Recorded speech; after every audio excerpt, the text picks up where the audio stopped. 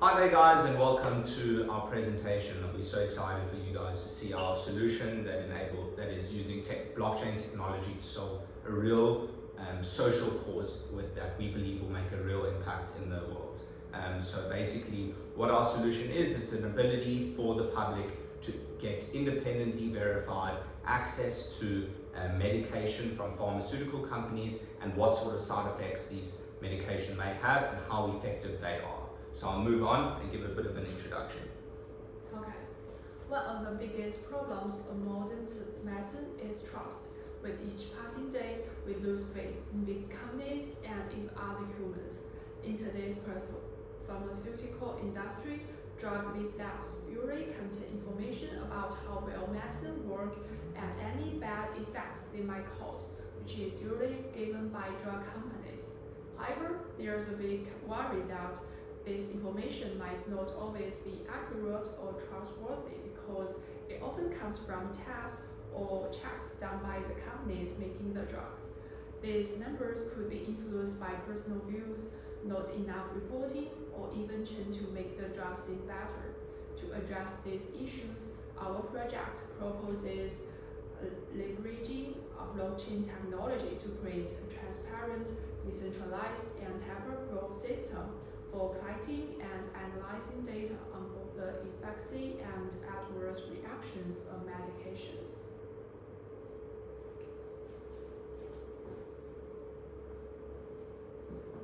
So the problem at hand is that in the current system of pharmacovigilance, we have a lack of transparency because most of the time the databases are not published.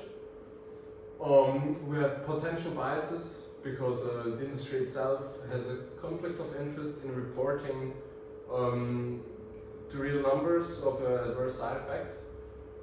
We have an underreporting of adverse side effects from the patient side because there are many barriers to even get into that process. For some people it can be quite cumbersome. Then we have the data integrity risks because of centralized databases. They are vulnerable to manipulation or even data loss. And also we have delayed updates due to the nature of the old system, where outdated information might be provided to patients and healthcare providers. So we have identified three main stakeholders which are directly involved in the process. These would be the patients, the medical doctors, and the general public. The patients are, of course, those people who actually feed the system with data. The medical doctors are there as gatekeepers to prevent spam and to make sure that the data that is entered is valid. And then we have the general public, which benefits from our solution. Perfect. So now that we've uncovered what is the problem, I want to give a brief breakdown in how we imagine this solution to unfold. So as we start from step one, me as a patient, let's give a base case scenario. I've got a clinical disorder or illness. I will go to a patient and I'll go to a doctor and I'll receive some medication. Post that consultation, I'll have a follow-up consultation in which I'll give my feedback to the doctor of how I've had of my exact experiences of using that medication. So the doctor will evaluate and report on those findings that I give using his professional opinion. Thereafter, the patient will verify this report. So how this would work is the doctor would basically fill out a form stipulating the symptoms that have been given or received from the patient, and also how effective this drug has been in removing the potential symptoms of the illness, and the patient will verify what he or she has written to enable some consistency within the data and ensure this isn't being manipulated from their input. Once both parties have signed the contract, an NFT, a non-fungible token, will be issued directly to the patient. Now this may seem a bit obscure, but why we are doing this is for this to be an ability for the patient to have the ability to verify that they were the patient in the consultation, and should they need this information for legal battles in the future or any other reasons in the future, that they could stipulate this is what was said by the doctor and this is what happened within that exact consultation.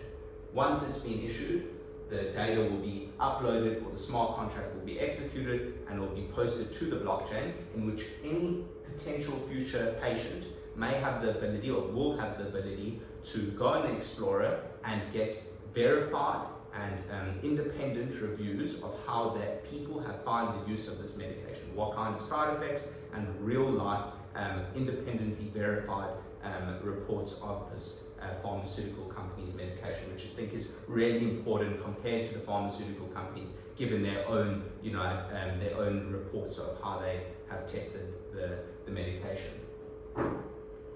So moving on to why we use blockchain, there's a lot of companies just using blockchain just because of the hype around it, but we believe that our use of blockchain gives some real world benefits using its technology. So obviously the immutability of the evidence, given the sensitivity of the data that we are uploading, we need to ensure that this data is never changed, that it cannot be changed by anyone once the input has been processed. Thereafter, the transparency. So the public will have access to this data given the nature of a blockchain, given the transparency that exists within the system, and you don't need access to see how people felt or what kind of symptoms were reported by these patients. Thereafter, the proof of treatment. This NFT is the only way we believe that will allow for patients to have access independently to be able to say that they were the patient. It's quite a difficult process given the fact that we don't want the patient giving up their name, we just want their wallet address, so that we need a way to verify that they were the patient in the transaction. Also the decentralization around the environment, so given the decentralized nature of a blockchain, this will inherently reduce the risk of data manipulation, as Amir touched on. No one can go and change the data. It's not able to be, because it's not verified by one singular source. So in terms of target markets, we thought that the largest target markets were in USA, Europe, and Japan. This is based on data that we've extracted from verified studies. Given the fact that USA occupies over 60% of the global market of pharmaceuticals, we believe that this is an area where we can really tap into and extract the most value from, because the pharmaceutical companies are based in those areas. We do hope to expand into emerging markets, but there are barriers of entry, including network access and infrastructure, but those are the areas where we do believe we can have the most social impact. So in terms of regulation, there's some considerations we need to give, given the complexity around data privacy and the sensitivity of the data that we will be capturing. So from pharmaceutical companies, from their perspective, they may see us as a threat to their operations, because we will be giving some reports on use of their data before they've been the only ones that have had the ability to report on how effective they think the data is. Here, this might have adverse effects on their operations or how people perceive their companies if it's not as good as what they say. In terms of licensing, we'll be giving the government, or we'll be working with government to give them the ability to lend a license to use our technology, and thereafter be distributing this to medical institutions so that they can really heed the benefits of our technology. And then finally, privacy laws, given the inherent impact of such sensitive data, we need to ensure that both the doctor and the patient know exactly what's happening with their data, and that it is being secured by this cryptographic algorithms. Hi, I'm Bashar. And I'm Andy. Let's talk about the technology behind the adverse drug reporting platform. So let's get right into it. Essentially, what this would be used for is to report the adverse side effects that the patients are having with the scope of, sorry, I'll just share the screen. Let's go right into the front end. Right, so this is the main page, the adverse side effect feedback form. You can notice here we have the patient address, the medical professional private key, the recipient address, and then the ADR form, which is based off the Canadian adverse side effect reporting form. Let's get right into it. So the first thing we'll have to do is we'll have to create a patient identity. And then the idea is that the doctors will be creating their own medical professional identity. So let's go through the patient identity. Now, why don't you take us through this? All right. So when it comes to patient history, they can fill in what kind of medical history they have. They might have had, for instance, diabetes, and they might have some heart conditions, for instance, other drugs taken, let's say penicillin, so that we have coverage for all the sort of variables that a patient may have for their condition, recent travel, Zurich, allergies, allergy, for instance. We have the capability of providing a signature, and then boom, all of a sudden we have a patient identity where you have the address, private key and public key. Now the patient would copy their public key. We're missing a character. Yeah. But yes, so essentially when we were going Yeah. through that, ideally and in real life, the medical history would be complete and the information would be complete. For the sake of time, we're going fast. So now we have the patient address. As you said, it's completely decentralized. We're not revealing anyone's identity. We never ask for a name or address. This is because of taboo medications, right? You don't want to, a lot of people may not be open. So let's say we have the next step. So we have a completely decentralized, unidentified patient, but we know that they're real and they're taking the drug and we have their information in terms of medical history, but we don't know who they are personally. Now we have the medical professional private key. For this, we have the clinic's address. So the address, the CPSO number, which is used in Canada to detect, it's like every fraudulent like activities and that sort of thing. Like every doctor has a CPSO number, and around the world they have some sort of professional number, and that's why we have the country here, and then they can provide their signature, average handwriting of a doctor. Just kidding. Submit, and then great, we have a private key. Now we would use this private key to sign off on the symptoms that the patient is facing, right? And then we would have the recipient address. This should be the address of the patient, and this will be the address right here, so that they can get the transaction hash, which is the proof of participation towards the patient's wallet, and now they can use that for many use cases. And then we go through the symptom checklist.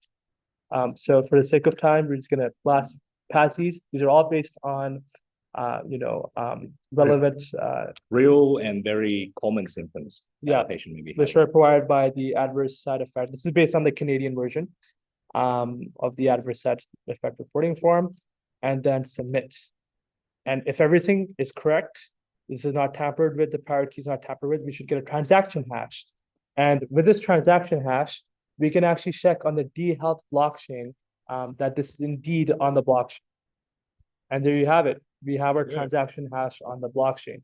A bit more about DHealth. DHealth is based in Zurich. They are built on Cosmos. They're working with other pharmaceutical companies, and they're really pushing out health-grade blockchain. And we're working on their platform, and we use the DHealth SDK. Another interesting thing I just want to show you is, let's say if I messed around with this private key of the doctor, it would not have worked. So in summary, this is our project in the front end and MVP side of things. Let's hop into the back end where we're actually doing a lot of the heavy lifting. So here's the back end. The GitHub will be shared for those who fancy a more technical information.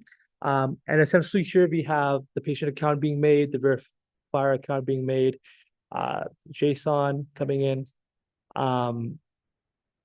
JSON response, and then we have the transaction hash being returned, right? So this takes care of the logic of verifying if this was a real private key, if this was correct, and then giving it back to the front end, which is handled later.